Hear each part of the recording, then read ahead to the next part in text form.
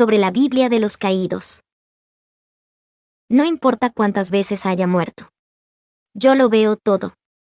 Contemplé el inicio y contemplaré el final. Ese es mi camino y así ha de ser.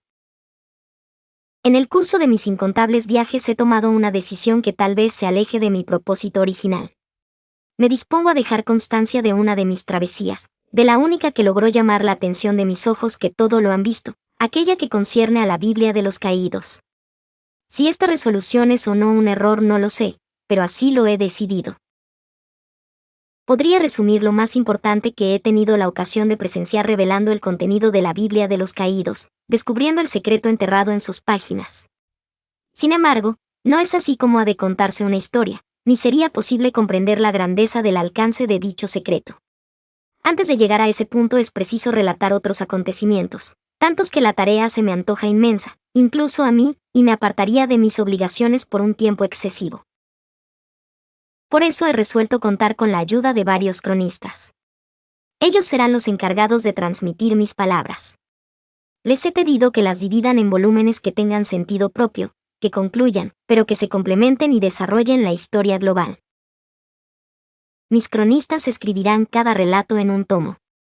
Y los tomos a su vez se agruparán en testamentos. Es posible comenzar la lectura por el primer tomo de cualquiera de los testamentos, salvo que se indique lo contrario, pero no puedo dejar de recomendar a quien aspire al verdadero conocimiento que inicie su viaje por el tomo 0. Ese es el punto de partida correcto. Desde ahí estará en la mejor posición para proseguir por el testamento que más le atraiga, aunque todos contienen parte de la verdad. Medité sobre la posibilidad de contar con un solo cronista para esta labor y no la consideré acertada. Los cronistas son simples mortales, y un solo punto de vista no es suficiente, pues no cubriría todas las necesidades de esta historia. No obstante, yo supervisaré la labor de los cronistas, y llegado el caso, incluiré a nuevos colaboradores. Lo que no consentiré en modo alguno es que la verdad se tergiverse. Todos ansiamos conocer nuestro destino, el sentido de nuestras vidas. Yo creo haber encontrado el de la mía. Debe saberse lo que encierran las páginas de la Biblia de los caídos. Su conocimiento y los sucesos que desencadenaron deben ser estudiados, para aprender sobre ellos, reflexionar y meditar sobre el mayor secreto de toda la creación. Ese es el objetivo que persigue mi obra y mi vida. Y lo cumpliré, o no podré considerar justificada mi propia existencia. Ramsay, no me ha resultado sencillo escoger el inicio, el momento concreto y el protagonista para empezar a desgranar el gran secreto de la Biblia de los caídos. Espero no haber errado al seleccionar a un hombre a quien no pude ignorar, que me atrapó inmediatamente.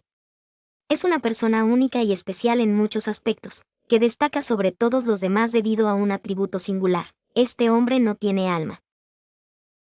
Al tratarse del primer tomo de esta historia, decidí contar con Fernando Trujillo para su redacción, un cronista con quien ya había coincidido en alguno de mis viajes, aunque de un modo fugaz, y que celebro que aceptara ayudarme en esta ardua tarea. Aquí comienza la historia de aquel que no tiene alma y con ella se inicia la crónica de la Biblia de los caídos. Ramsay. Mario Tancredo siempre ocultaba su desprecio antes de rematar a un adversario, lo reservaba para el momento preciso. Era más elegante de ese modo. Le gustaba dar el golpe de gracia en su lujoso restaurante, durante una comida supuestamente informal, que en realidad era un campo de batalla para los negocios. No entendía por qué le atraía tanto aquel restaurante. Mucho tiempo atrás, cuando Mario solo tenía 6 años, su padre le había dado una buena zurra allí mismo, delante de todo el mundo. Le había puesto sobre sus rodillas y le había azotado por haber protagonizado una rabieta en público. Mario no quería tomarse las espinacas. Años después adquirió el local, fustigado por un morboso sentimiento, y descubrió que le gustaba cerrar allí sus tratos, aplastar a sus enemigos. El que hoy se sentaba ante él era uno de los más odiados. Mario llevaba décadas soñando con este momento. Degustó el caviar sin reflejar una sola emoción en su imperturbable rostro y alargó la pausa cuanto pudo antes de dar una respuesta. «Me temo que voy a rechazar tu oferta», dijo al fin con tono indiferente. «No estoy interesado en tu dinero». «Eres un maldito hijo de...». Ernesto logró dominarse y no terminó la frase. Los comensales de las mesas adyacentes volvieron la cabeza hacia la pareja, atraídos por el elevado tono de voz de Ernesto. A tu edad deberías saber guardar la compostura, señaló Mario. El restaurante está lleno y no creo que quieras montar una escena. En realidad a Mario no le importaba en absoluto que se produjera un escándalo, ni aunque tuviesen que cerrar el local. ¿Desde cuándo no te interesa el dinero?, preguntó Ernesto. Le costaba disimular el rechazo que sentía por Mario. Te conozco y sé que no persigues otra cosa. No tienes moral ni decencia. Desde que creaste tu imperio solo sabes arruinar a los demás. De acuerdo, has conseguido el 30% de las acciones de mi empresa. Has jugado bien, lo admito, y has ganado. Pero te estoy ofreciendo el triple del dinero que valen mis acciones para recuperarlas. Es un trato más que justo y te hará más rico aún. No puedo entender por qué no lo aceptas. Si quieres más dinero. Te lo repito, le cortó Mario curvando ligeramente los labios. Eran pocas las personas que le habían visto sonreír, tal vez ninguna. No quiero tu dinero. Mario tomó la copa de vino y dio un sorbo con mucha calma. Escuchar de boca de un rival que él había ganado era una sensación deliciosa, embriagadora, imposible de igualar. Por muchas veces que le experimentaran no se saciaría jamás.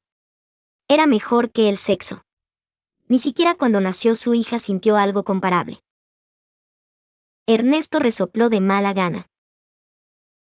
Entonces, ¿qué quieres? ¿Mi empresa? No me lo trago. Tú eres un destructor. Solo te apoderas de compañías que luego puedas despedazar para sacar dinero. La mía no es rentable y lo sabes. Levantarla de nuevo te llevaría, como poco, 2 años de duro esfuerzo, y los dos sabemos que no eres de los que trabajan. Mario no respondió. No tenía sentido negar lo evidente, y era cierto que los dos hombres se conocían perfectamente el uno al otro, tanto, que sus insalvables diferencias les distanciaban irremediablemente. La edad era una de esas diferencias, aunque probablemente la menor de ellas. Mario tenía 43 años, mientras que Ernesto contaba con 71. Los dos veían el mundo y los negocios desde perspectivas completamente diferentes y, en la mayoría de los casos, los dos podían saber qué pensaba el otro con un leve vistazo a sus ojos. La exposición de Ernesto había sido rigurosamente cierta, rebatirla sería perder el tiempo, así que Mario permaneció en silencio, esperando pacientemente a que su oponente lo entendiera por sí mismo. Él no tenía ninguna prisa. ¿No hablas?, preguntó Ernesto, claramente molesto. Estás disfrutando de tu posición, ¿no es eso? Regodeándote en tu victoria. Ya lo imagino, pero aún no sé qué pretendes. Si no quieres venderme las acciones, es porque vas a finalizar la operación y a absorber mi compañía. Sin embargo, no veo de qué te sirve si nadie te la va a comprar en su estado, a menos que... Oh, no, no lo puedo creer. Sí, por fin lo has entendido. Voy a desguazarla, sin más. Ernesto tembló de rabia. Perderás una fortuna. Soy muy rico. Puedo permitírmelo, no te apures. Esto es algo personal. Por supuesto. He levantado esa empresa con mis propias manos, desde la nada. La he construido durante más de 50 años. No puedes hacerlo. Mario despidió al camarero que se acercaba a la mesa con un gesto de la mano, y se inclinó levemente hacia adelante. Sí puedo, y lo voy a hacer. Y tú lo contemplarás todo impotente. Está bien, tú ganas, dijo Ernesto sin poder disimular su desesperación. Dime qué quieres. ¿Qué suplique? Lo haré. No te creí capaz de algo así, pero no puedo permitir que destruyas la obra de mi vida. Mario le interrumpió con un gesto de la mano. Su teléfono móvil estaba sonando. Más vale que sea importante, contestó al aparato. Estoy en una importante comida de negocios. Dedicó a Ernesto un falso ademán de disculpa. Es mi abogado, le explicó cubriendo el teléfono con la mano. Ernesto estaba a punto de estallar de indignación, pero no le quedaba más remedio que aguantarse. Bien, date prisa, No puedo hacer esperar al actual dueño de mi futura empresa. Sí, le conoces.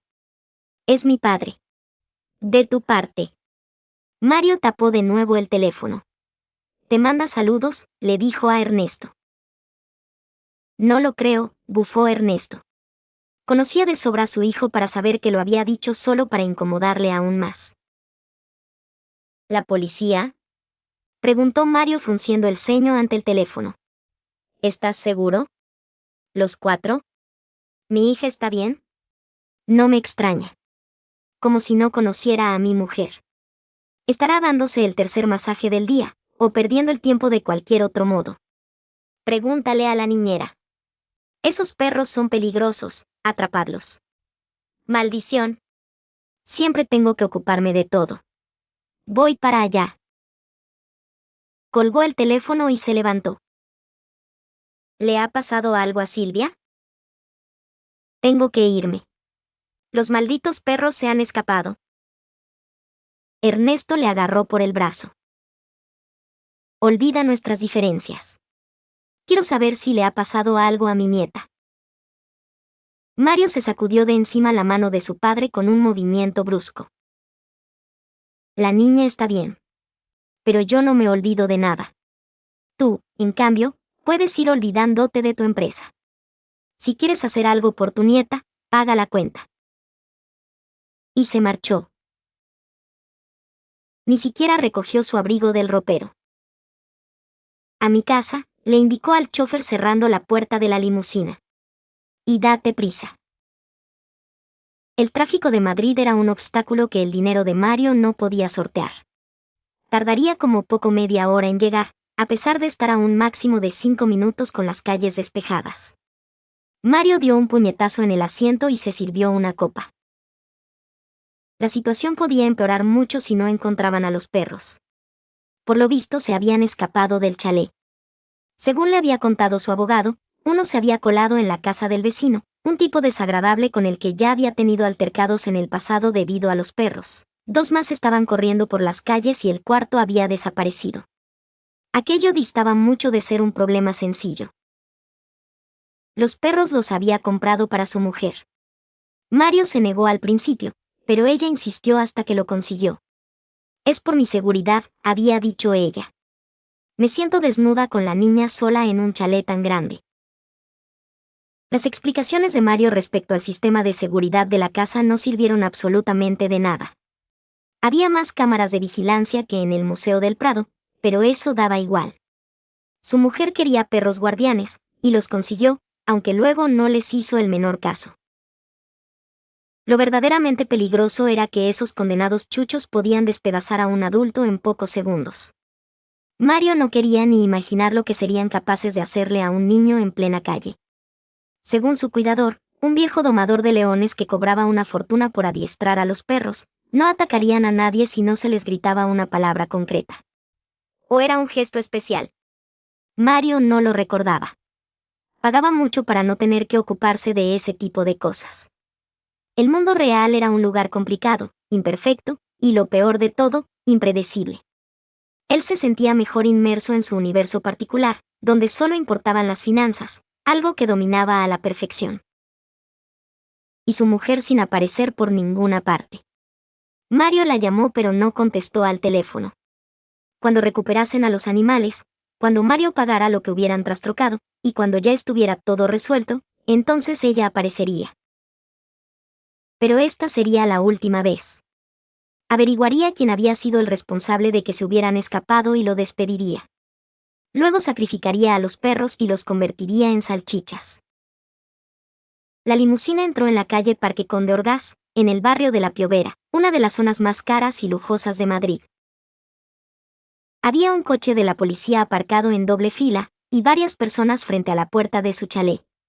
El vecino estaba despotricando, pero su abogado parecía controlar la situación. Los 2 agentes mediaban entre ellos, mientras los curiosos revoloteaban en los alrededores. ¿Qué ha sucedido?, exigió saber Mario saliendo de la limusina. Su abogado se alegró de verle. ¿Es usted Mario Tancredo?, preguntó un agente de policía demasiado joven para inspirar autoridad. Él mismo. Uno de sus perros se ha colado en el chalet de... ¿Ha causado algún daño? No, pero su vecino le ha denunciado. Mi vecino es idiota, atajó Mario, respirando tranquilo al saber que nadie estaba herido. Si había que pagar alguna multa le traía sin cuidado. ¿Me ha denunciado porque se le ha colado un chucho en casa? Lo que hay que ver. Como si no tuvieran ustedes cosas más importantes de las que encargarse. Ni que fuera la primera vez, gritó el vecino. Estoy harto de esos sacos de pulgas que no paran de ladrar cuando alguien pasea por la acera a menos de 20 metros de tu parcela. Tu mujer también ladra y yo no me quejo, repuso Mario. Su abogado se interpuso a tiempo de evitar una confrontación. Los policías impusieron orden, y poco a poco el vecino se tranquilizó. Señor Tancredo, dijo un agente, por lo visto 3 de sus perros siguen desaparecidos y eso podría ser peligroso. Antes de que Mario dijera nada, otro coche se detuvo en doble fila. Se bajó un hombre mayor con la barba descuidada y una ropa excesivamente informal. Le he llamado yo, dijo el abogado a Mario. Pensé que le necesitaríamos. Mario asintió. Tus perros se han escapado, le reprochó al viejo cuidador. ¿Cómo es posible? Preguntó el hombre. Aún no lo sé, pero si le hacen algo a alguien. No lo harán, a menos que les ataquen. Bien, pues faltan 3. Vas a encontrarlos ahora mismo. Un nuevo coche de la policía estacionó junto a ellos y tuvo que subirse a la acera para no bloquear la calle. Salieron 2 agentes arrastrando a 2 enormes Doberman. Los animales se negaban a salir del vehículo y los policías tuvieron que tirar de las correas con todas sus fuerzas. Yo no haría eso, gritó el cuidador con tono de preocupación. Si estranguláis a los perros los podéis cabrear y no os lo recomiendo. ¿Son sus perros?, preguntó el policía. No creo que vayan a atacar a nadie. El cuidador llegó hasta el coche y echó un vistazo dentro. Son ellos, confirmó mirando a Mario y a los demás. Pero solo hay 2. Venid aquí, vamos. Mario fue el que más se sorprendió de que los animales se negaran a obedecer. Había visto al cuidador manejar a aquellas máquinas de matar como si fuesen marionetas, con una sencillez que invitaba a pensar que cualquiera podía hacerlo. Esa era la única razón por la que le había contratado. De otro modo, no se hubiera atrevido a tener a esas bestias cerca de su hija de 8 años. Tras mucho esfuerzo, uno de los perros salió del coche. Se acercó un poco al chalet, constantemente envuelto en una mezcla de palabras dulces y órdenes firmes del cuidador, pero al llegar junto a la puerta se giró como un rayo y salió disparado. El cuidador no se lo esperaba y se le escapó. El animal volvió a meterse en el coche. ¿Qué les habéis hecho?, preguntó el cuidador. Nunca les había visto comportarse de ese modo. Nada en absoluto, dijo el policía. Les encontramos así, entre 2 coches. ¿Así, cómo?, preguntó Mario. Asustados. Eso es absurdo, dijo el cuidador. Nada puede asustar a esos perros. Les he entrenado personalmente. Se pelearían contra un tigre si se lo ordenara. Mire, abuelo, dijo el agente sin vacilar.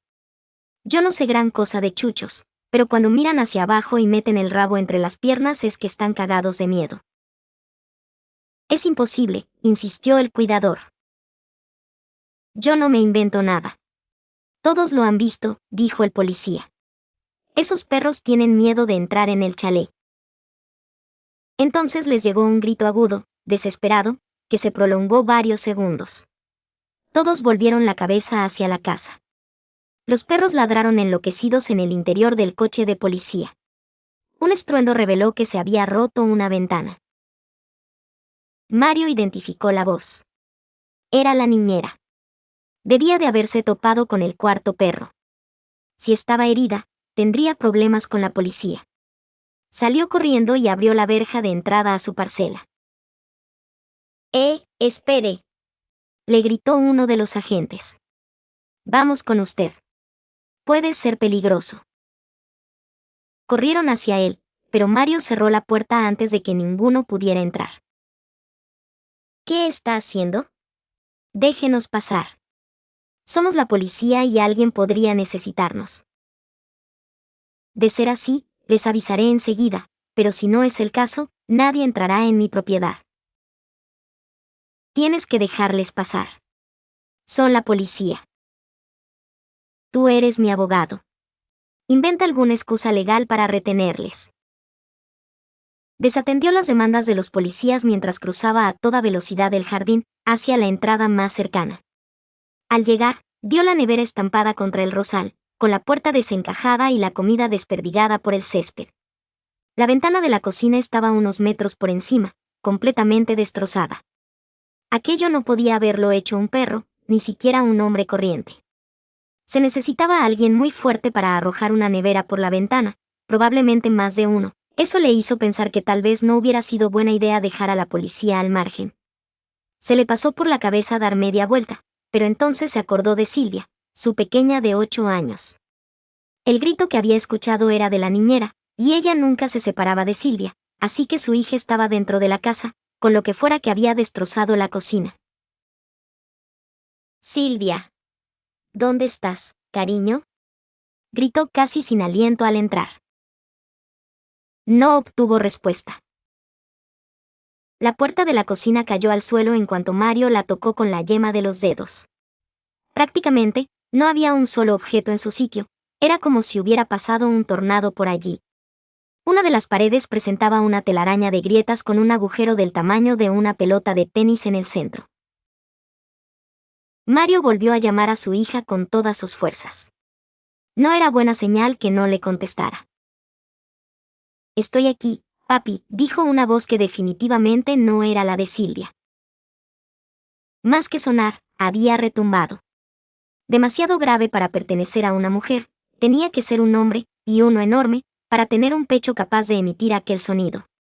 Le recordó a la voz de un ogro que había visto en una película de dibujos con Silvia hacía poco. El problema era que, en la película, la voz estaba retocada para parecer inhumana. Provenía del salón de lectura, de eso estaba seguro. En el pasillo vio 2 piernas asomando tras una esquina. Se arrojó al suelo apresuradamente y encontró un cuerpo yaciendo boca abajo. Era la asistenta. Mario no apreció signos de violencia en su cuerpo. Comprobó el pulso y suspiró aliviado al comprobar que estaba viva. Tal vez solo fueran ladrones y no hicieran daño a nadie. ¿No vienes conmigo, papi? Tronó la misma monstruosa voz.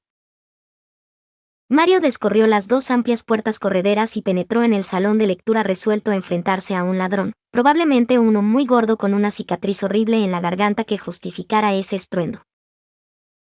La estancia era amplia, circular, completamente revestida de madera y libros, excepto por un ventanal por el que penetraba abundante luz natural. Había un elegante escritorio, que Mario nunca utilizaba, pero que quedaba bien, y 2 sillones algo incómodos colocados para recibir el calor de la chimenea. En el centro había una alfombra y sobre ella estaba el cuarto perro. Nadie más. Mario consideró haberse equivocado al ubicar la procedencia de la voz, pero entonces reparó en que le sucedía algo al animal. Estaba aplastado contra el suelo, sin moverse, y con la misma expresión de aquel que había sacado el cuidador del coche de policía. Estaba aterrado. ¿Qué te pasa, chico?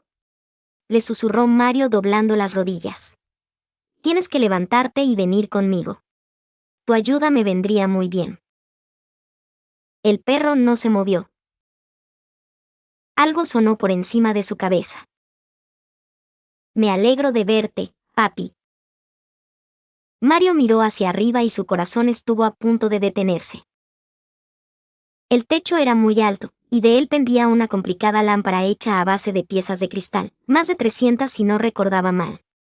De la punta de la lámpara colgaba su hija, boca abajo, y le sonreía.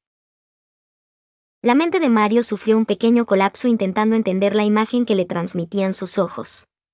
Dio un paso hacia atrás y cayó torpemente en el suelo, sin dejar de mirar hacia arriba. Silvia se soltó. Separó las manos y los pies, y se posó tan delicadamente en el suelo como lo hubiera hecho un gatito. Luego sonrió a su padre con los ojos abiertos al máximo.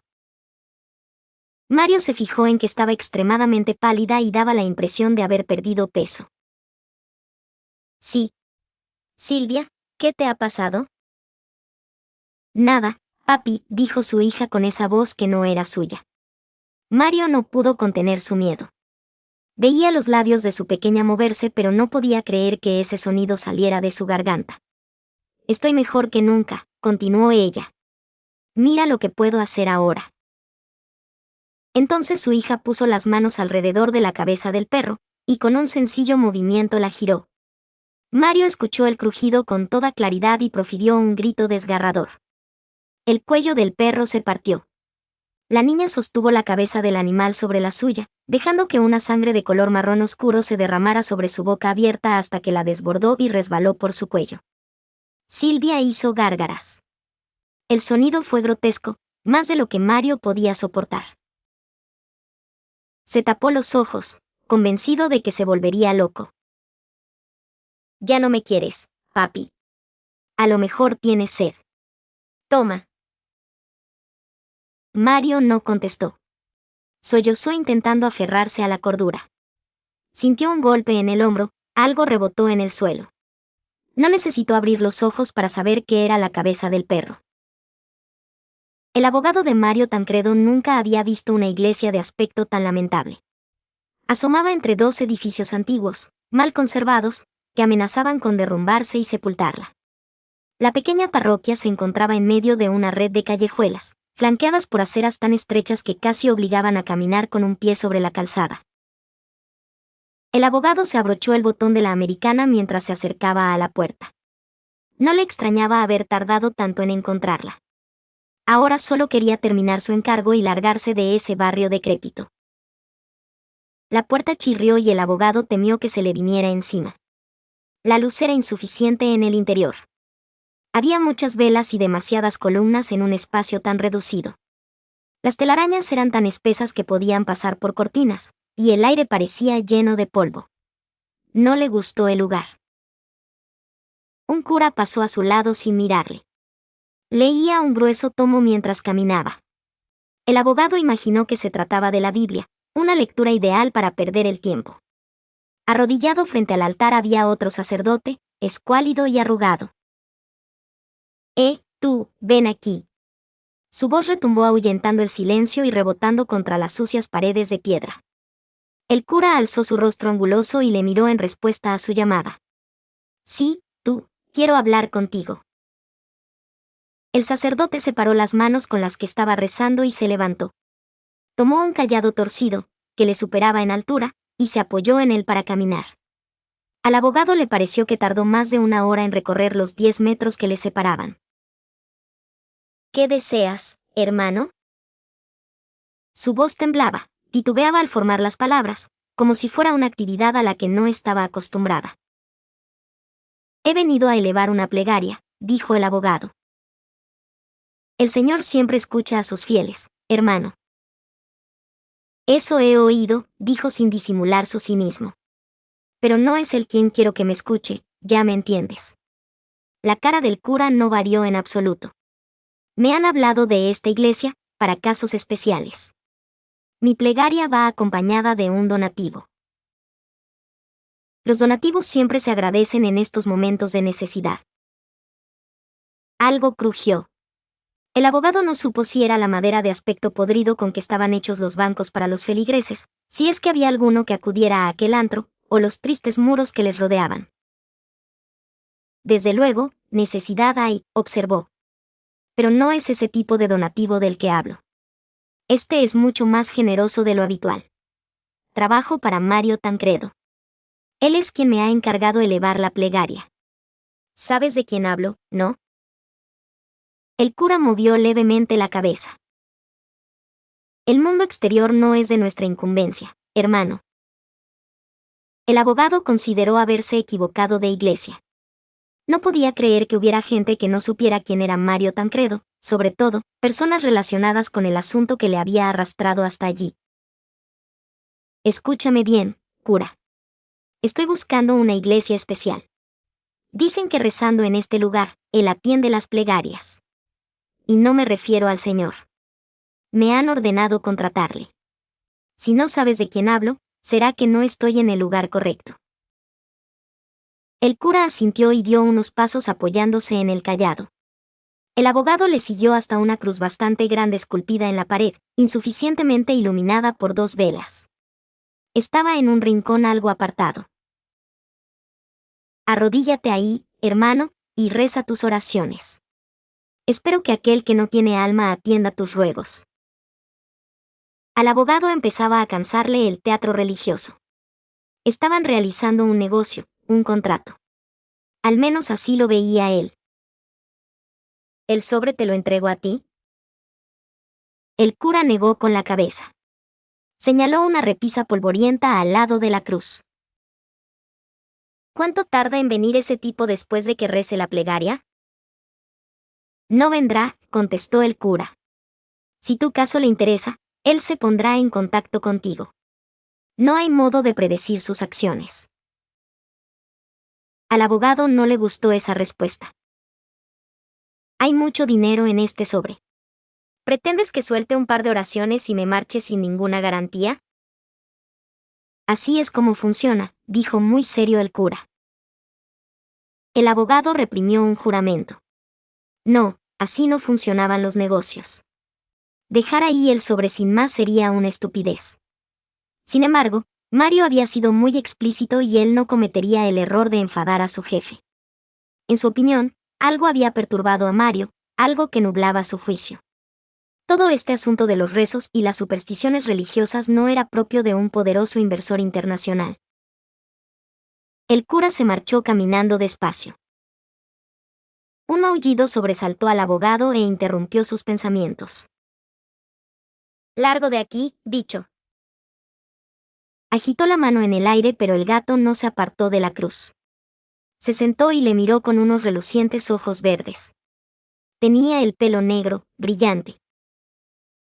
El abogado se encogió de hombros. «¿Qué demonios?». Y se arrodilló. Dejó el sobre en la repisa y recitó la plegaria al pie de la letra. Al fin y al cabo, su cometido era cumplir órdenes. Versículo 2. Hay una magia indiscutible en saber qué nos deparará el futuro. Se aprecia en la particular sonrisa que ilumina el rostro de quienes descubren su porvenir. Sara conocía muy bien esas sonrisas, pues eran sus palabras y su arte los que las causaban. Las 2 jóvenes que acababan de entrar no eran diferentes de la mayoría. Sus ojos brillaban con la misma expectación de todos los que acudían a su consulta. Independientemente de sus motivaciones personales, nunca faltaba ese destello de impaciencia, de querer saberlo todo cuanto antes. La chica morena, la más alta y rellenita, dejó caer el telón que hacía las funciones de puerta y el bullicio de la feria quedó razonablemente amortiguado. Era imposible aislarse por completo de la atmósfera festiva que acompañaba a todas las ferias. Cada puesto tenía su propia música, los feriantes ofertaban sus atracciones o sus mercancías, y los visitantes cantaban, gritaban y reían. En resumidas cuentas, disfrutaban. Una feria silenciosa sería impensable, aburrida y sin ningún tipo de encanto. Las 2 chicas miraron con los ojos muy abiertos la infinidad de objetos que adornaban la tienda de Sara.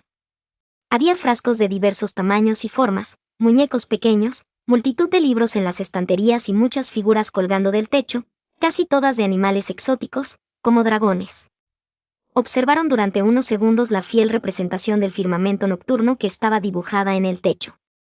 La luz de la estancia era muy tenue, pero los planetas y las estrellas refulgían, mientras el aroma del incienso arropaba a las 2 visitantes. «Bienvenidas», dijo Sara. «Hola», respondió la morena. «Veníamos a consultar».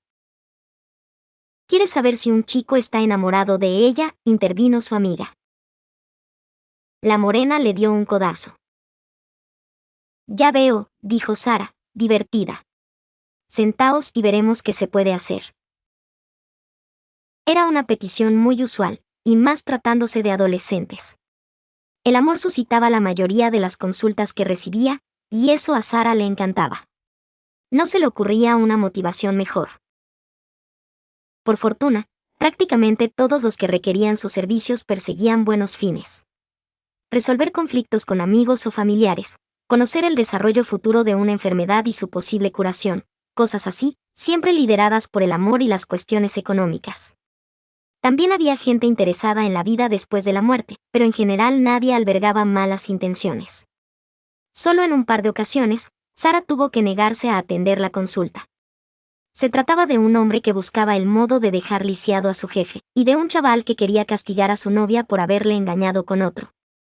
Por lo visto tenían la idea de que Sara era una especie de experta en vudú. Las dos chicas se sentaron frente a la mesa del centro de la tienda. Sara apartó una bola de cristal y encendió una vela blanca, alargada y gruesa, que descansaba sobre un platillo cubierto de pétalos de rosas, cuarzos y monedas herrumbrosas. Un hilillo de humo ascendió retorciéndose y se fue esparciendo por las lonas que hacían las veces de paredes. ¿De verdad puedes ver el futuro?, preguntó la enamorada. No siempre, contestó Sara manteniendo el misterio. Es un arte complicado y requiere mucho esfuerzo. Decime vuestros nombres.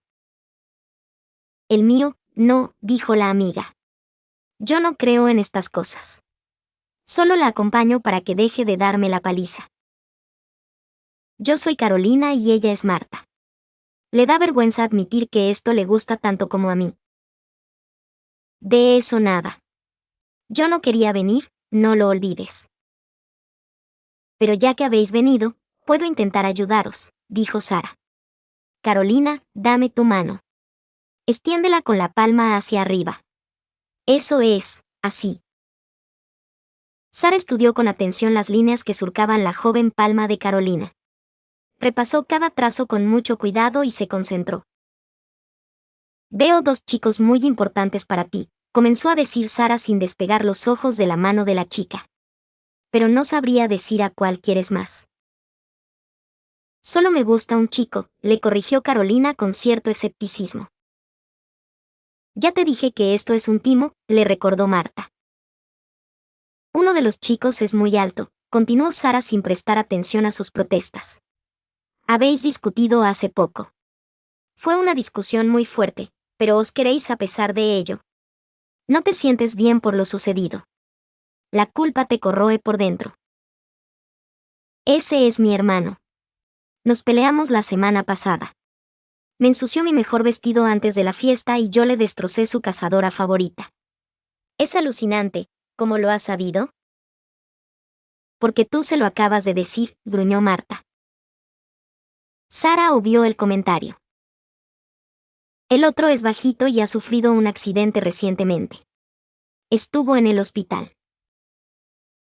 Sí, ese es Jaime, dijo Carolina muy contenta. ¿Cómo lo has sabido? Porque fuiste a verle, respondió Sara alzando la cabeza y mirándola a los ojos.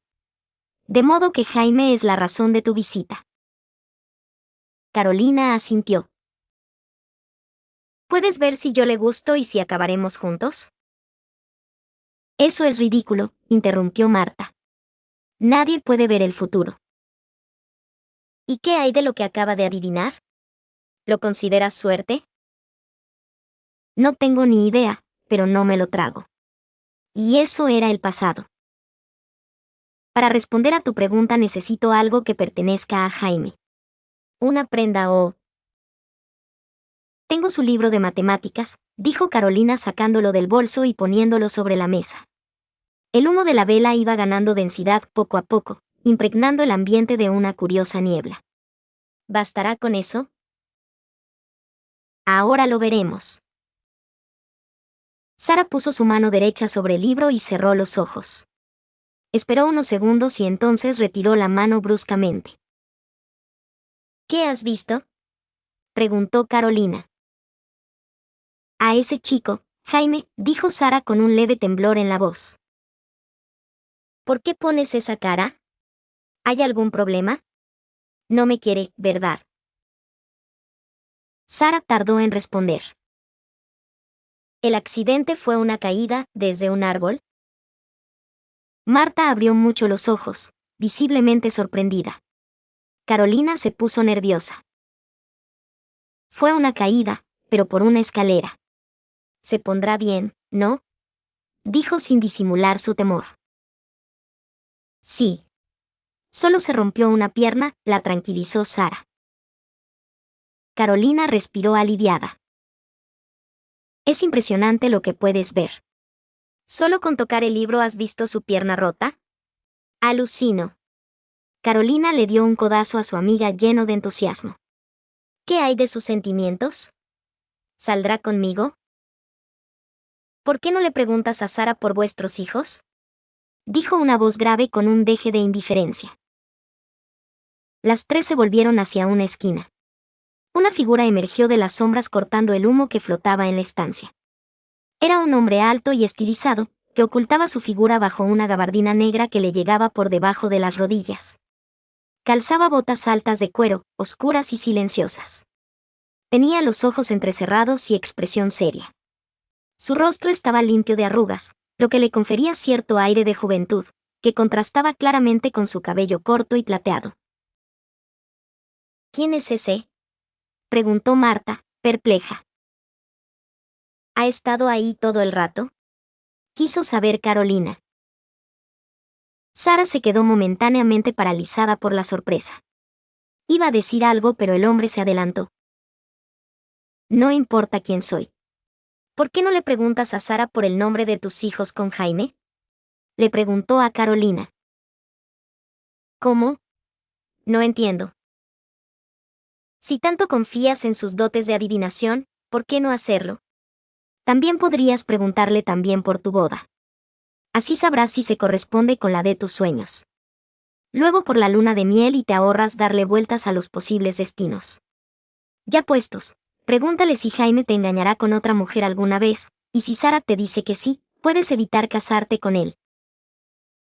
Ella ha visto cosas que no podía saber, protestó Carolina. Seguro que sí, dijo el hombre con el mismo tono neutro. Podemos preguntarle por el siguiente número de la lotería y así todos tendremos la vida resuelta. ¿Qué te parece? No, espera. Eso no funcionará a menos que le traigamos una de las bolas que ruedan en esa jaula gigante para que la toque. ¡Qué lástima! No nos queda más remedio que seguir con nuestras vidas. Tendremos que aprender a tomar decisiones solitos y a pensar por nuestra cuenta. Las dos chicas se amedrentaron ante aquellas palabras que les arrojaba un desconocido con tanta dureza, sin tregua. Sara comprendió que la oscura estampa del hombre intimidaba a las dos adolescentes. Debéis disculparme. Este es mi ayudante, mintió, intentando tranquilizar a las chicas. Ya se iba. No, atajó el desconocido. Me quedo. Son ellas las que se marchan. Su mano derecha desapareció entre las sombras de su gabardina y volvió a asomar con un par de billetes que les tendió a las dos amigas. Carolina salió de la tienda claramente asustada. Marta la siguió pero cogió primero los billetes y el libro de matemáticas de Jaime. ¿Quién eres? ¿Y cómo te atreves a interrumpirme? Se enfadó Sara en cuanto cayó el telón de la puerta. ¿No te asusta estar a solas con un desconocido? Preguntó el hombre. Se acercó a la mesa y apagó la vela con un soplido. La tienda quedó iluminada por la escasa luz que derramaba una bombilla medio fundida que se balanceaba en el techo. No estoy sola, repuso Sara con determinación. Hay miles de personas en la feria. Y no te tengo miedo. Quiero saber por qué has echado a las chicas. Porque ando escaso de tiempo y necesito consultarte. Pago muy bien. No me parece. 1.000 euros por una sola pregunta. A Sara no le gustaba la voz de aquel hombre. Demasiado monótona, carecía de pasión, de fuerza. No sucedía lo mismo con sus ojos. Eran grises, como su pelo, y aunque no brillaban, se adivinaba una gran determinación tras ellos. Se preguntó qué edad tendría ese semblante liso y severo. Tendría que ver primero él. Sara no terminó la frase. La mano del desconocido salió de nuevo de la gabardina y dejó 2 billetes morados sobre la mesa. Sara los tocó. Eran 2 billetes auténticos de 500 euros. Su situación económica era muy ajustada y no podía desperdiciar una ocasión tan fácil de ganar esa cantidad. El desconocido tomó asiento y Sara se fijó en que los tacones de sus botas no resonaban sobre la madera del suelo. «No me has dicho tu nombre», señaló Sara. «Esa es precisamente la pregunta que quiero hacerte». «¿No sabes cómo te llamas?» «Amnesia». El hombre extendió la mano con la palma hacia arriba. Sara no percibía nada amenazador en el desconocido, pero había algo que la mantenía en guardia. Ese hombre tenía algo extraño, especial, tal vez único. Tomó su mano con mucho cuidado y la estudió.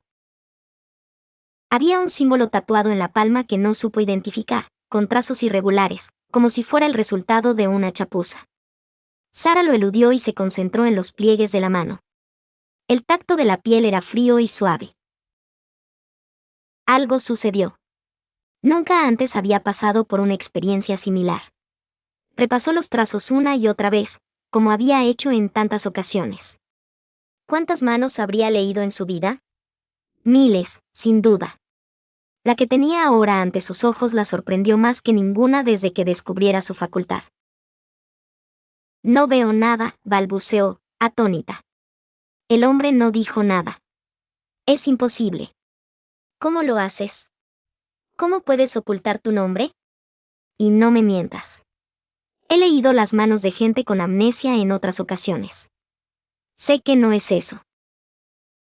«¿Puedes ver algo de mi pasado aunque no sea mi nombre?» Sara probó de nuevo. Fue como intentar derribar un muro a puñetazos. Jamás se había sentido tan frustrada. «Nada en absoluto. Lo siento». «Entiendo». No sonó decepcionado, ni como un reproche.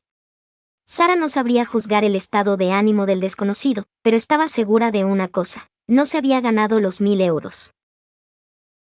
«No soy una farsante. Yo». «Lo sé. Una farsante se habría inventado algo. Pero tenía que comprobarlo, ya que mentiste a la chica». «¿De qué hablas?». Se enfadó Sara, y entonces reparó en algo que la asustó un poco. «¿Cuánto tiempo llevas dentro de la tienda?». «El suficiente». Entonces, ¿cómo era posible que no le hubiera oído? Sara se sintió desprotegida, y eso no le gustó. «Ya basta. Quiero saber quién eres o te echaré de aquí». «No tengo nombre, pero me llaman el Gris». «Eso es absurdo, un cuento que no me trago». «Pero has oído hablar de mí, ¿no es así?». «Aquel que no tiene alma», recitó Sara con desgana. «Algunos dicen que eres único, pero la mayoría piensa que eres un demonio, una aberración de la naturaleza». «Bobadas». Conocí a otro que se hizo pasar por el Gris. Era un indigente y contaba historias para mendigar. Incluso una vez vi a un niño normal diciendo a su madre que quería una gabardina como la del Gris. Supongo que por eso la llevas, porque has escuchado el mismo cuento, un buen detalle. ¿Y cómo explicas que no puedas leer mi mano? ¿Insinúas que es porque no tienes alma? No me gusta esa palabra. Tendrás que darme alguna prueba, dijo Sara. Enciende la vela. Sara lo hizo. El hombre acercó la mano lentamente y la detuvo a un palmo de la llama. Sara no vio nada fuera de lo normal y se lo indicó con un gesto lleno de desdén. El hombre se limitó a mirar hacia abajo. Sara siguió la dirección de sus ojos y lo vio. Se levantó de un salto involuntariamente. «Cielo santo». «No tienes por qué asustarte», aseguró el Gris. «No puedo creerlo». «Es verdad». «¿Qué quieres de mí?». «Sé defenderme, te lo advierto». El Gris permaneció inmóvil, sin reflejar emoción alguna. Ahora se anotó el miedo floreciendo en su interior pausadamente. De repente, todas las habladurías resultaron ciertas y descubrió que le incomodaba estar a solas con alguien de quien no se sabía gran cosa. Y lo poco que se comentaba no era bueno. «Deberías sentarte», sugirió el Gris. No he venido para nada que hayas podido escuchar en esas historias. Sara volvió a sentarse, avergonzada. Había reaccionado como una niña asustada y el gris no había hecho absolutamente nada amenazador. Sin embargo, dicen que buscas almas, te comparan a un demonio. Haces tratos oscuros con la gente. ¿Es cierto? ¿Creerías mis palabras? Es mejor que veas por ti misma a qué me dedico. No entiendo. He venido a ofrecerte un puesto en mi equipo. Necesito tus facultades. ¿Para qué?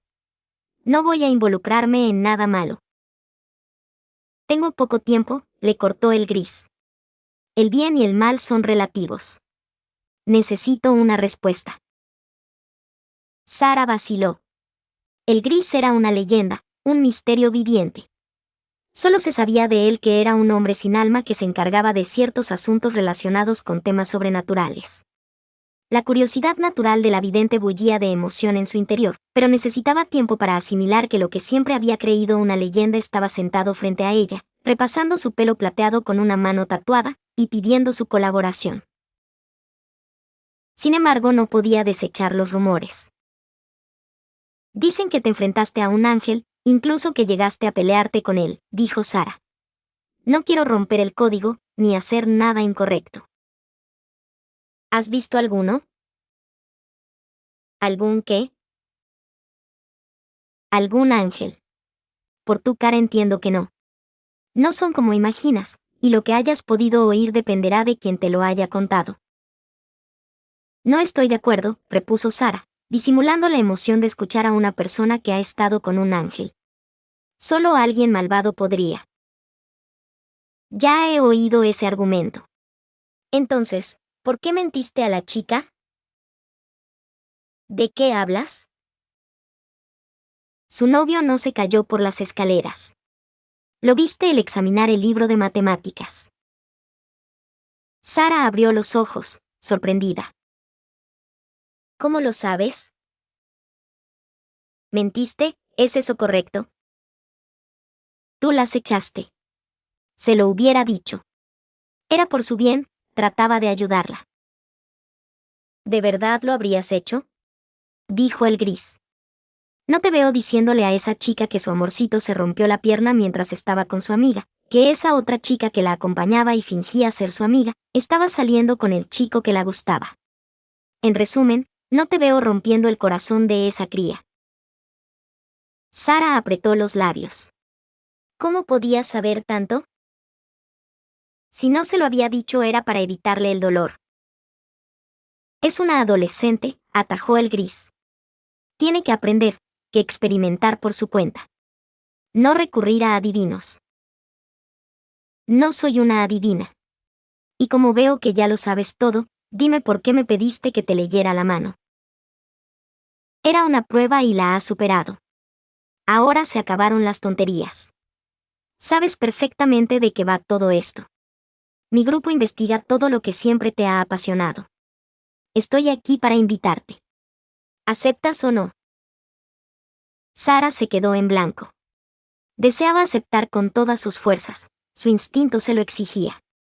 Tal y como había dicho el gris, el mundo sobrenatural era su verdadera pasión. Quiero ser sincera contigo. Me encantaría aceptar, de verdad. Pero a menos que desmientas lo que se dice de ti, no voy a acompañar a alguien tildado de demonio. No voy a romper el código.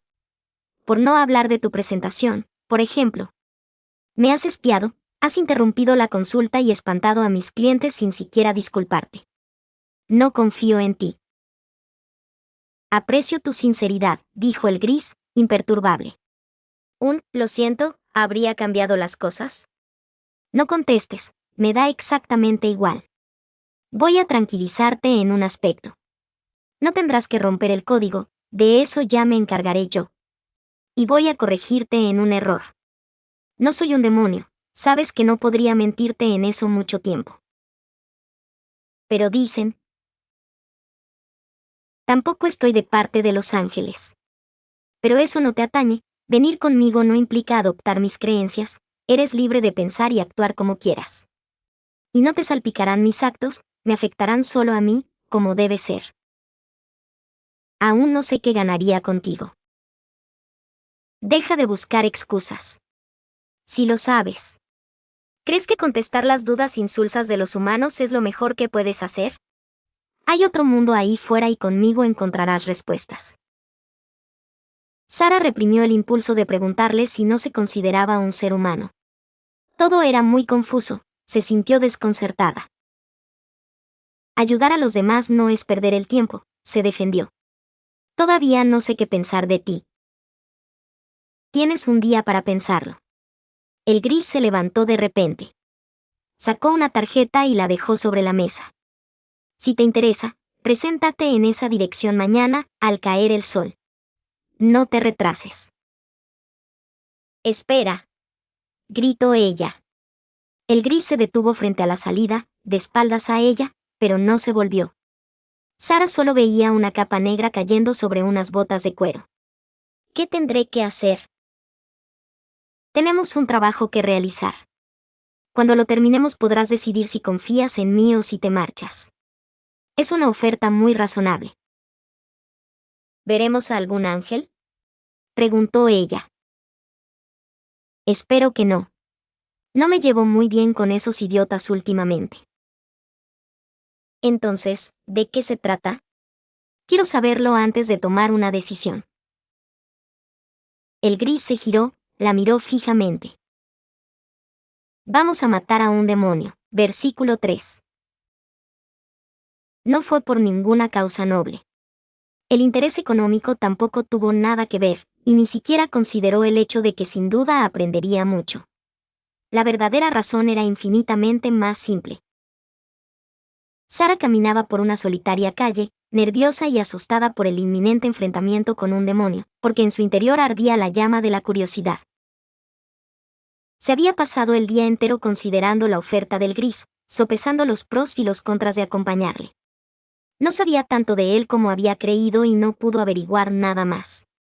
Era una figura enigmática, de la que nadie parecía conocer gran cosa, y de la que nadie quería hablar. Sara también sopesó el peligro. Jugar con el mundo oculto no era sensato. Conocía a gente que había salido muy mal parada, y empezar por pelearse con un demonio no sonaba a un entrenamiento precisamente. Entonces cayó el sol y se dio cuenta de que no había dejado de pensar en ello ni un minuto. Su curiosidad natural ya había decidido por ella hacía muchas horas. Acompañaría al gris en este primer trabajo, como él lo había denominado, y luego tomaría la decisión definitiva. Odio los gatos, te lo juro, dijo una voz juvenil. No podía simplemente frotarse contra mí para llamar mi atención, no, tenía que clavarme las uñas. Dos siluetas se encontraban unos metros más adelante, parcialmente ocultas por la sombra de un árbol. Como no había nadie más en la calle y ya no circulaban coches, la conversación le llegaba a Sara con claridad. Algo le habrás hecho al animal, contestó otra voz más grave, de hombre. ¿Qué va, tío?, dijo el chico. Su figura era más baja. Le he comprado todos los piensos del mundo y nada, ninguno le gusta. Ese gato me odia. Cada vez estaban más cerca. A Sara le incomodó la idea de pasar a su lado sin que hubiera nadie más a la vista. ¿Qué hacía un niño a esas horas en la calle? ¿Sería el otro su padre? No lo sabía, pero algo en ellos no le gustaba. No encajaban con el barrio tan caro en el que se encontraban. Tal vez fuesen ladrones que estaban estudiando el mejor chalet para robar. O puede que se tratara de algo peor. La imaginación de Sara la situó en una comisaría de policía denunciando que había sido violada en plena calle por dos desconocidos sin que nadie la auxiliara. Sacudió la cabeza y decidió cruzar a la acera de enfrente para evitarlos. Y siempre de noche, protestó la voz joven. No es sano interrumpir el sueño, macho, se altera el ritmo metabólico, ¿sabes? ¿Pero qué vas a saber tú? Y encima tengo que esperar contigo. Siempre tan impuntual. Eso no es serio. Es una falta de respeto. El gris me va a oír esta vez. Sara se detuvo en medio de la calle al oír la mención del gris. Disculpad mi atrevimiento, titubeó acercándose a la pareja. Las dos cabezas se volvieron hacia ella. Os he oído. No era mi intención.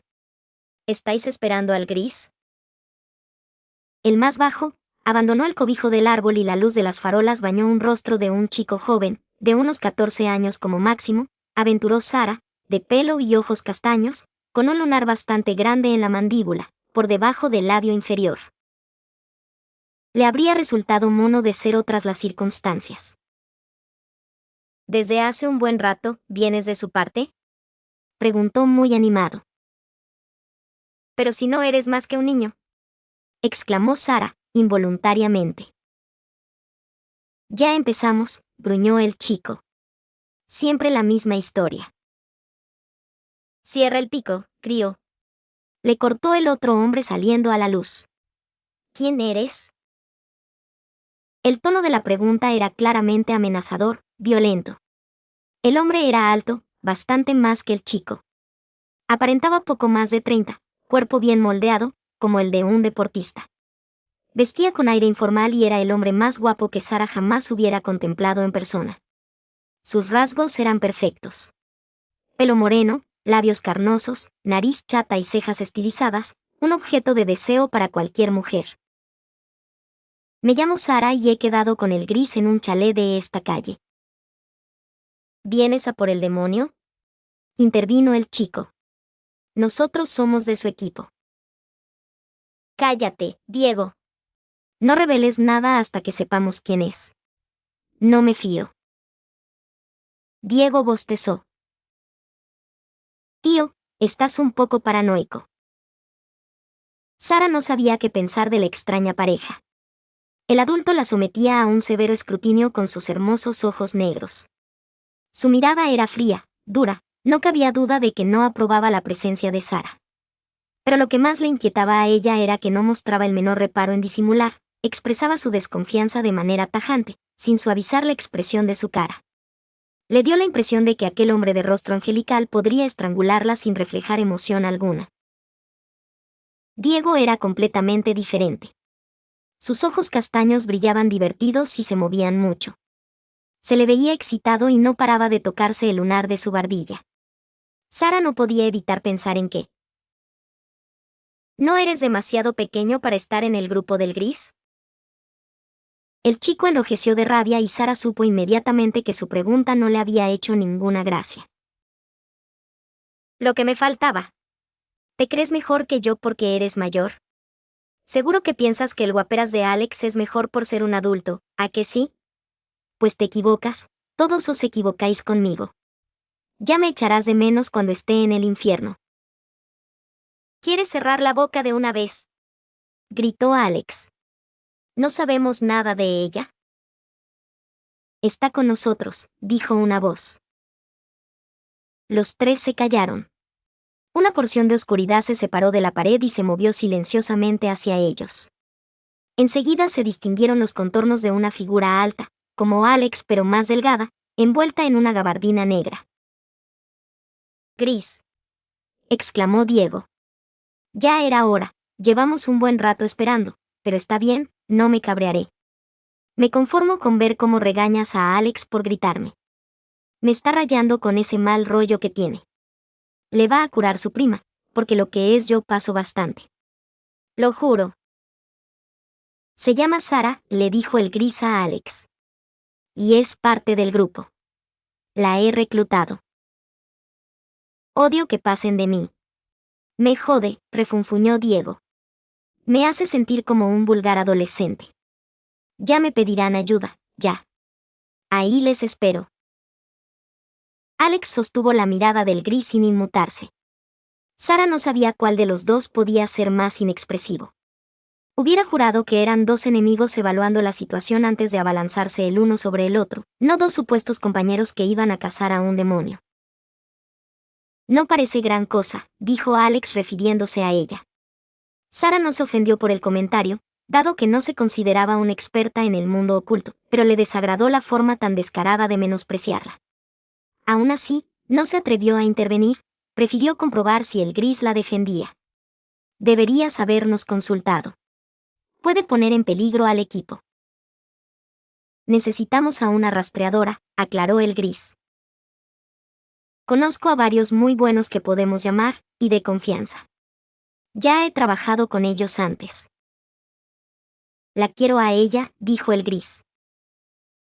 Diego rodeó a la pareja y se situó junto a Sara. ¿De qué conoces al gris?, le preguntó susurrando. No es normal que se interese tanto por una persona. Por alguna razón le encantó saber eso. Se sintió especial, durante unos segundos al menos, hasta que se dio cuenta de que ella tampoco conocía la razón de que el gris la hubiera escogido. Tal y como Alex se había apresurado a señalar, había muchos rastreadores, no era una facultad escasa, y ella tampoco era de las mejores. Había conocido a personas capaces incluso de rastrear a otras sin necesidad de tocar un objeto personal del objetivo, algo completamente fuera de sus posibilidades. Ya nos conocemos todos, dijo el gris. Ahora, a trabajar. Hay una niña poseída en ese chalet, dijo señalando a su espalda. Y nosotros vamos a liberarla. ¿Un exorcismo?, se extrañó el niño. ¿Eso es todo? Yo me vuelvo a la cama, no me necesitas para tan poca cosa. No entiendo por qué has aceptado este caso, cualquier medio sacerdote podrá hacerlo. En cuanto llegue a casa voy a despedazar a ese condenado gato. El gris le sujetó por el cuello de la sudadera. Al gato, ni tocarlo, le advirtió. Y tú te quedas. ¿Está claro? Sí, por supuesto, dijo Diego. ¡Qué tonto soy! No me he dado cuenta de que me necesitas. ¿Podré preguntar al demonio por el infierno? Ya veremos. Versículo 4. Miriam no era una persona temerosa de Dios, no mucho. A quien sí guardaba un respeto considerable era a los ángeles. Suscitar su ira no era una buena idea. Por eso cruzó la estancia a toda prisa, corriendo, con su melena dorada flotando sobre su espalda y sin advertir siquiera a quienes tropezaban en su camino. Mejor no hacer esperar a un ángel sin una buena razón, y menos aún a Micael. Miriam caminó entre las imponentes columnas de mármol blanco hasta llegar a un espacio amplio y circular. Junto a la pared de enfrente había 7 tronos plateados, sin patas, suspendidos a 2 metros del suelo. Varias antorchas inundaban de luz la sala, antorchas que nunca se consumían, que ardían silenciosas. Una sección de la pared era un espejo que llegaba hasta el techo, y en el que solo se reflejaban los ángeles, o por lo menos donde no se reflejaban los seres humanos. Miriam no sabía exactamente qué función cumplía, pero estaba segura de que no era para que los ángeles se peinaran. Sobre el resto de la pared circular estaba esculpida una infinidad de formas y criaturas. Cada vez que visitaba el templo, Miriam encontraba diferentes esculturas. Ya ni se molestaba en mirar. Sobre uno de los tronos flotantes estaba Micael. Alto, rubio, hermoso, como cualquiera imaginaría a un ángel. Si permanecía inmóvil se le podía confundir con una estatua de mármol que un artista hubiera cincelado a la perfección. Dejó el libro que sostenía en sus manos y descendió con un suave salto que apenas levantó un murmullo cuando se posó en el suelo. Miriam se arrodilló y aguardó en silencio. Tengo una misión para ti, dijo Micael. Por eso he acudido a tu llamada en cuanto la he recibido, dijo ella levantándose. El ángel asintió, complacido.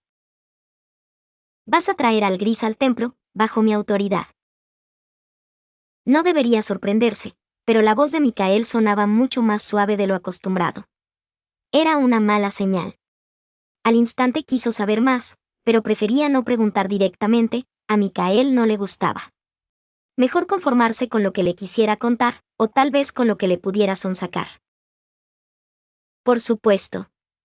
Le traeré en cuanto termine mi actual cometido. Me han ordenado investigar unas muertes sin explicación en un pueblecito de... Cumplirás mis órdenes inmediatamente, sentenció Micael sin variar el tono de voz. Caminaba en círculos alrededor de Miriam. Ella se mantenía quieta, consciente de que si andaba, sus pasos levantarían ecos entre las paredes, al contrario de los del ángel, que apenas eran perceptibles. Quedas relegada de tu misión actual. Desde ahora no debes preocuparte por nada relacionado con ella. El gris estaba en un buen lío. Los ángeles presumían de orden y perfección. No era frecuente que interrumpieran una misión incompleta, y no les gustaba rectificar ni cambiar las cosas. Miriam sintió un poco de lástima por el gris. No se le ocurría una estupidez más peligrosa que tener a Micael de enemigo. Le encontraré. Puedes confiar en mí. Lo harás antes de 4 días, recalcó el ángel. El cónclave se reunirá entonces y el gris va a comparecer ante él. Si no es así, tú ocuparás su lugar, y no creo que te guste. Miriam tragó saliva. Nunca habría imaginado que su misión sería tan trascendente. El cónclave incluía a los 7 ángeles, que solo se reunían en ocasiones de la máxima importancia. Se rumoreaba que la última vez había sido hacía varios milenios, para solventar un asunto de orden mundial. Si ahora iba a convocarse un nuevo cónclave, tenía que ser por algo de un alcance incalculable. Solo se le ocurría una cosa. ¿Tiene algo que ver con la muerte de Samael? Micael dejó de andar y la atravesó con sus ojos azules. Los detalles no son de tu incumbencia, pero, efectivamente, ese es el motivo que le tienes que transmitir a él cuando le detengas. El gris estaba acabado. Demasiado tiempo manteniendo tiranteses con Micael solo podían llevar a ese final. Aún así, si era cierto, si un hombre sin alma había podido asesinar a un ángel, no le extrañaba que el cónclave se reuniera. Y ella entregaría al reo para que le juzgaran. Miriam siempre cumplía el código, eso era lo bueno de su trabajo, que nunca había lugar para las dudas. Solo tenía una pregunta más. El gris no es estúpido. Sabrá por qué me habéis enviado a por él. ¿Qué debo hacer si ofrece resistencia? Micael sonrió. Miriam no tenía miedo, jamás. El valor era una de las cualidades que más apreciaba de sí misma, pero aún así la expresión del ángel le causó un leve estremecimiento. Si se resiste, dijo Micael sin desprenderse de su sonrisa, me trae su cabeza. Solo su cabeza. Versículo 5. Deberíamos llamar, susurró Sara. Su voz se perdió en la oscuridad de la noche. Hay cámaras de vigilancia, añadió señalando una que apuntaba a la calle, justo enfrente del chalet. El gris caminó en silencio, sin que los tacones de sus botas emitieran el menor sonido, y se detuvo frente a la puerta, bajo el escrutinio del ojo electrónico que tanto preocupaba a Sara. Las cámaras no registran la imagen del gris, explicó Diego rascándose el lunar de la barbilla. ¿A qué mola? ¿Cuál es el truco? Preguntó ella. Ninguno, tía, te lo juro. Una vez le grabé con una cámara digital y solo conseguí un borrón. En otra ocasión estuve decidido a descubrir la causa. Le estuve filmando casi 1 hora y la cámara me estalló en la cara. ¿Ves esta cicatriz? Preguntó señalando su mejilla. Sara se acercó a su cara. La calle estaba insuficientemente iluminada. ¿Ese puntito? Puntito. Se molestó el niño. Pues se me clavó un cristal y no veas cómo sangraba. Por suerte no se infectó. Cerrad el pico, gruñó Alex. Y entrad de una vez, nos vamos a congelar aquí fuera. Casi no hace frío, señaló Sara, extrañada por el comentario. Es una noche estupenda para...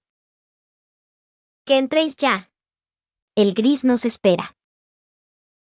Tío, siempre de mal humor, dijo Diego. Se pueden decir las cosas sin ladrar. Después de todo, somos un equipo. Vamos, Sara, antes de que nos muerda. Sara y el niño cruzaron la puerta abierta y vieron al gris andando hacia el chalet. El jardín estaba impecablemente cuidado. Los árboles y las plantas se mezclaban con la armonía que solo puede lograr un profesional de la decoración de exteriores. La parte trasera de un todoterreno asomaba en la rampa que daba al garaje. Había un parque infantil con todos los columpios imaginables, el paraíso de cualquier niño, y un poco más allá, se alzaba una enorme cristalera que cubría una piscina climatizada. ¡Qué aberración!, exclamó Sara, asqueada. ¿No te gusta?, se extrañó Diego. El niño lo observaba todo con un gesto de aprobación. Está todo muy chulo y muy limpio. Da gusto.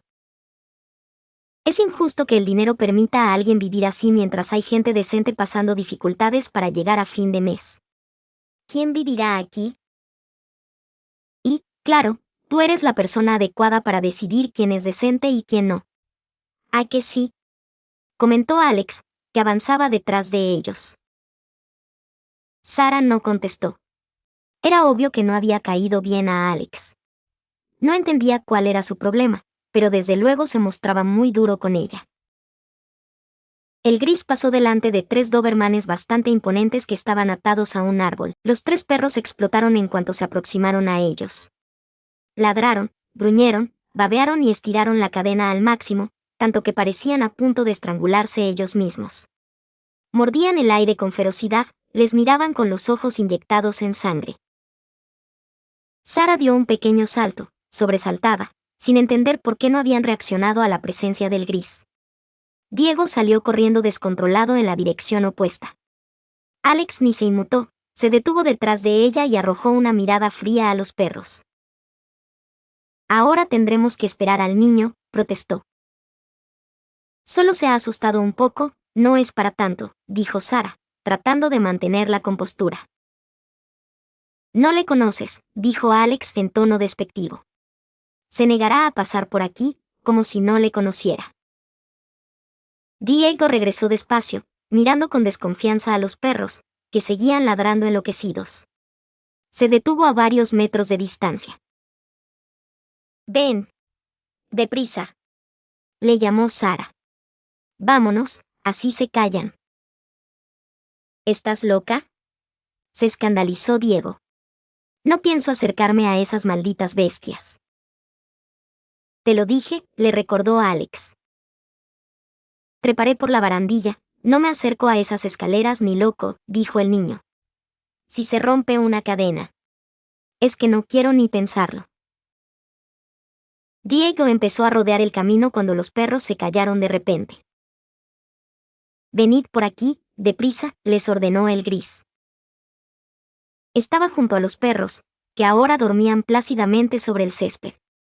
Su figura no era fácil de distinguir en la oscuridad. Su gabardina negra se confundía con cualquier sombra, y al ser tan silencioso era fácil pasar por alto su presencia. Podías haber hecho tu truquito antes, tío, dijo el niño pasando lo más lejos posible de los perros. Casi me cago en los pantalones. ¿Habéis terminado de armar escándalo? Rugió una voz ronca. Un hombre bajo y pasado de peso les hacía señas desde la puerta para que entraran. El gris fue el primero, sin saludar y sin quitarse la gabardina. Los demás le siguieron en silencio. El desconocido le sometió a una severa mirada, con un claro aire de desprecio mal disimulado. El gris ni siquiera le vio al cruzar el umbral. Alex sostuvo la mirada del hombre sin pestañear, con un sutil brillo desafiante en sus penetrantes ojos negros. No gruñas tanto, enano, dijo el niño a pesar de que era de su misma estatura. Si guardaras los chuchos, no pasaría esto. Sara le dio un empujón y entraron en la casa. Le sorprendió un poco que ni Alex ni el gris hubieran hecho amago de silenciar a Diego antes de que se creara un conflicto. No terminaba de reconocerse como parte de aquel extraño grupo en el que debía integrarse. Cada uno parecía completamente diferente a los demás, y sin embargo se relacionaban con soltura, no con la inseguridad de quien no conoce a sus compañeros. Saltaba a la vista que no era la primera vez que trabajaban juntos. Aunque si eran amigos, lo disimulaban a la perfección. Sara decidió estudiarles con más atención. Después de todo, la extraña era ella. El recibidor era inmenso. Había una consola muy elegante de madera de cerezo, y enfrente, un espejo de cuerpo entero con un recargado marco de marfil. Le pareció que el gris arrojaba una hosca mirada al espejo y evitaba reflejarse en él. Soy el abogado del señor Tancredo, dijo el hombre cerrando la puerta. Se dirigía al gris. Os espera en el salón principal, por la puerta de la derecha. El apellido le sonó familiar a Sara. Lo había escuchado antes, estaba segura. La estancia mantenía el estilo general de la vivienda, amplio y rebosante de lujo. Diego se quedó boquiabierto ante un televisor de plasma que debía de tener 1 millón de pulgadas, tirando por lo bajo. De pie, apoyado sobre la mesa, encontraron a un hombre de aspecto sencillo, a pesar del traje tan caro que vestía. Sara le había visto en la televisión, le resultaba tremendamente familiar, pero no acababa de ubicarle. Era una sensación muy molesta. Al lado del señor Tancredo había una mujer mucho más joven, de menos de 30 años, aventuró Sara. Era muy atractiva, con una bonita silueta y pechos de silicona. Lucía un vestido de noche, zapatos de tacón alto y abundante maquillaje. La pareja era la personificación del tópico del ricachón con la jovencita explosiva. «Llegáis tarde», anunció el hombre con aire altivo. Sara advirtió que los ojos de la mujer brillaron con un fugaz atisbo de deseo al ver el apuesto rostro de Alex, quien se escabulló en silencio hasta una esquina algo alejada. Diego contemplaba maravillado la ostentosa decoración que les rodeaba. «A este tipo me lo encontraré en el infierno seguro», murmuró acariciando un león de oro que descansaba sobre un pedestal. «Lo importante es que estamos aquí», dijo el gris con su habitual tono indiferente. «Te dije que vendríamos al caer el sol». El hombre desvió su atención a Diego. «¿Has traído a un niño?», preguntó, atónito. Diego suspiró. «Ya estamos. Mira, tío corrupto, puede que aparente». El adjetivo provocó un chispazo en la mente de Sara. Se trataba de Mario Tancredo. ¿Cómo se le podía haber pasado por alto? Mario era un poderoso empresario internacional, tan rico como corrupto, en eso estaba de acuerdo con el niño.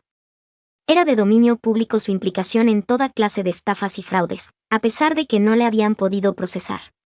Incluso había rumores que le vinculaban con tráfico de drogas y armas. Sara sintió náuseas. «El niño es parte de mi grupo», dijo bruscamente el gris. Sara dudó si el gris intentaba defender a Diego o hacer que se callara. «Pues que deje de sobar al león», gruñó Mario. Sara tiró del brazo de Diego y lo alejó de la figura. «Si es parte de tu grupo, te haré responsable de él. Más te vale vigilarlo». El gris ni se inmutó. «No voy a dejar que este engendro ponga una sola mano sobre mi hija», estalló de repente la mujer, levantándose con ímpetu. «No es de fiar». A Sara le sorprendió la violencia de la mujer. Su voz rezumaba odio, aversión. Al gris no le afectó el insulto. «No voy a tener esa discusión de nuevo, Elena», atajó Mario. «Lo hago por Silvia, nuestra hija, ¿o se te ha olvidado ese detalle? Y no cuestiones mis decisiones. Me he informado sobre él». «¿Y yo?», dijo Elena. «Aquel que no tiene alma. Alguien así no es un ser humano». «¿Qué eres? ¿Acaso importa?», repuso el gris.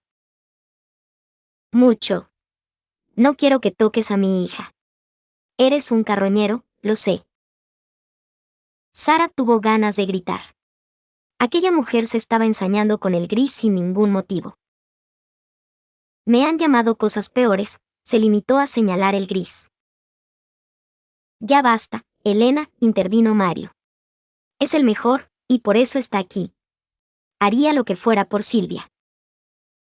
«El más caro quizá, pero no el mejor», repuso Elena con desdén. «Tú solo confías en lo que el dinero te proporciona, ese es tu poder, pero esta vez te equivocas. Yo por lo menos hago algo, me arriesgo. No podemos dejar así a la niña». Elena miró al gris con dureza. «He oído hablar de ti. Te lo advierto, si le haces algo al alma de Silvia, si la rozas siquiera, lo lamentarás. Lo juro». Y se marchó dando un portazo. Mario relajó la expresión de la cara, aliviado por la ausencia de su mujer. «Hemos acordado un precio muy alto», le dijo al gris. «Y no me importa pagarlo, pero yo nunca hago negocios a ciegas. Exijo una garantía de que a mi hija no le sucederá nada».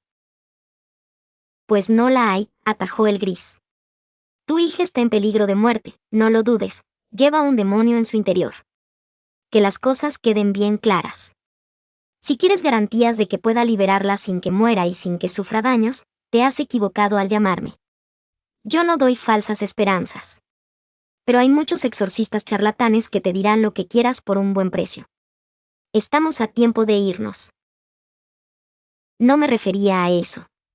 No soy estúpido, sé que nadie puede tratar con un demonio y asegurar que triunfará. Quiero garantías de que tú no utilizarás el alma de mi hija. Tienes mi palabra. ¿Me tomas por tonto? No soy como mi mujer, pero no me fío de alguien que no se muestra a la luz del sol. No creerás que podríamos ser amigos y cenar juntos de vez en cuando. A mí también me gusta ser claro. Harás tu trabajo y luego desaparecerás. No me gusta tener bichos raros por aquí. ¿Por qué me has llamado entonces? Ya lo he dicho. Dicen que eres el mejor exorcista, que empleas un método que nadie más conoce. Además, se supone que te acompaña un centinela, pero no lo veo por ningún lado. ¿O es el guaperas de la esquina? Preguntó refiriéndose a Alex. No, no es él. Mi centinela está atendiendo un concilio de su orden, vendrá en cuanto pueda. Que sea pronto.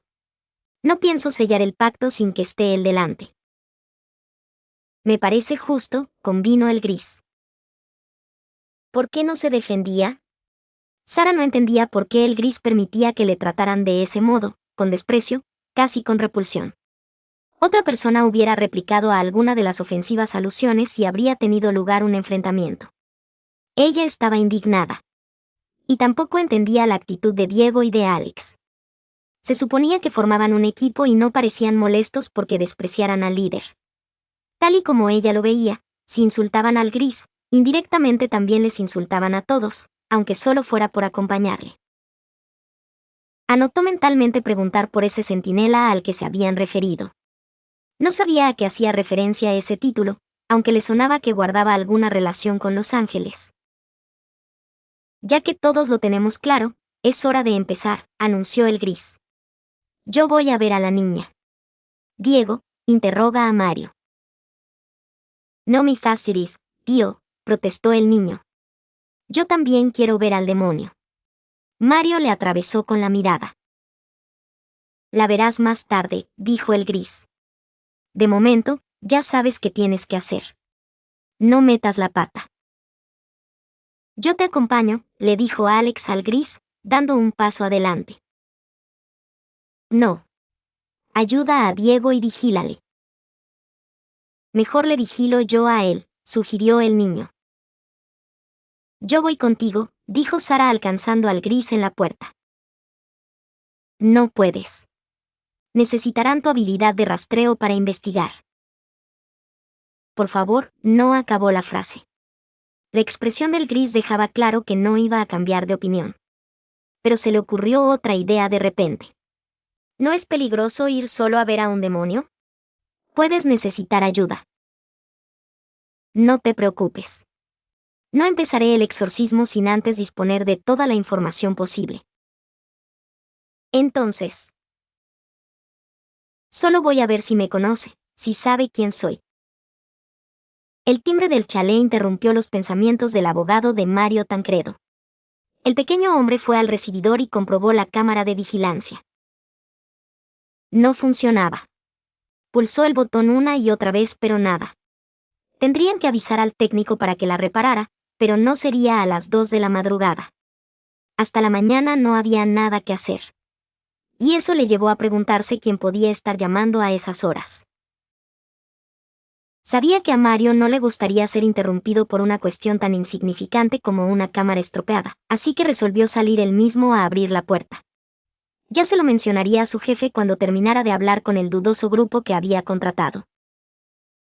Trotó hasta al otro lado de la verja. Un hombre muy alto se apoyaba con una mano contra el muro. Medía 2 metros como poco. Tenía el pelo alborotado y vestía con unos vaqueros raídos y una camisa que no era de su talla. Le vino a la mente la imagen de un indigente. ¿Quién eres y por qué llamas a estas horas?, preguntó el abogado. El desconocido volvió la cabeza y se tambaleó un poco, pero se ayudó con la pared para conservar el equilibrio. Buenas noches, caballero. He venido a echar una mano, naturalmente. Lo que le faltaba. Un borracho dando la tabarra precisamente esa noche. Largo de aquí, le ordenó el abogado. Vete o llamo a la policía. Una idea absurda, si me permites la observación. La policía no podrá ayudaros con vuestro particular problema. Yo, por otra parte, estoy altamente cualificado. El abogado dudó. ¿Sería posible que ese individuo supiera qué estaba sucediendo realmente? ¿De qué estás hablando? Del dragón, por supuesto. He venido a acabar con él. Se trata de eso, ¿no? Ya había tenido suficiente. Sacó el móvil para llamar a la policía, y entonces apareció una mujer rubia, preciosa, de silueta estilizada y ágiles movimientos. No hay ningún dragón, dijo abrazando al borracho del pelo rizado. Pero yo no llamaría a la policía.